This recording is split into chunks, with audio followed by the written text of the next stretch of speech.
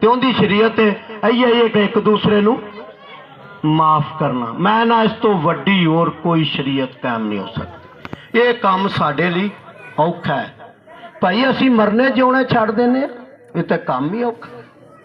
भाई वो मर गया तो मैं की करा? वो मेरे मरे ते नहीं आया, मैं उनके मरे ते नहीं जाना। वो मेरी खुशी च नहीं आया, मैं कई ऐसे ने मरे जो नहीं जाना। जो कोई कीका ब्याह करना बोले प्यारी कोई गल नहीं, आप भरा आपस एडा वेड़ा केड़ा काम है। बोले से नहीं सैट होंदा कि मेरे मरे ते नहीं आया। साडी बिदता खुदा नू पसंद नहीं। अगर ये बिदता निकल जान साडे विचों तो मैं कहना जे यसू जी उठिया तो फिर असी भी उहदे नाल जी उठांगे, वरना साडी मुनादी भी बेफायदा, आ साडा सिर खपाउणा भी बेफायदा है। जिन्नी देर असी कबूल नहीं करते कि मसीह मुर्दियां दे विचों, पर सानू उनकी शरीयत के मुताबिक चलना पेगा।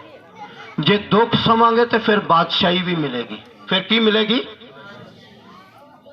पहला तीमुथियुस 2 बाब की अगर 11 पढ़िए तो लिखा है, जब हम दुख सहेंगे, जब हम दुख सहेंगे तो फिर हम बादशाही पाएंगे।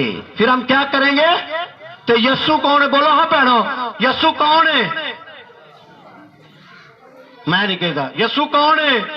मैं ना तुहाडे वास्ते तो कमी है जड़ा इन्ना सिर खपाउंदा। कौन है? बादशाहों का। तो फिर तुसी बादशाह क्यों नहीं बन सकते? असी उनकी बेटियां और बेटे और शहजादे क्यों नहीं बन सकते? क्योंकि असी सिर्फ उन्हें कबूल करिए थे, उनके कलाम के उत्ते अमल करिए थे। जे असी अमल, मैं या तुसी, मैं अपने ते भी गल आना, बड़िया बड़िया गल्लां ते सारे ही छड़ लेंदे ने, पर उनके ते अमल करना बहुत औखा है। अमल करना बहुत औखा है। जे उत्थे उन्हें जंग लड़ के चाबियां खोईयां ने तो साडे वास्ते नहीं,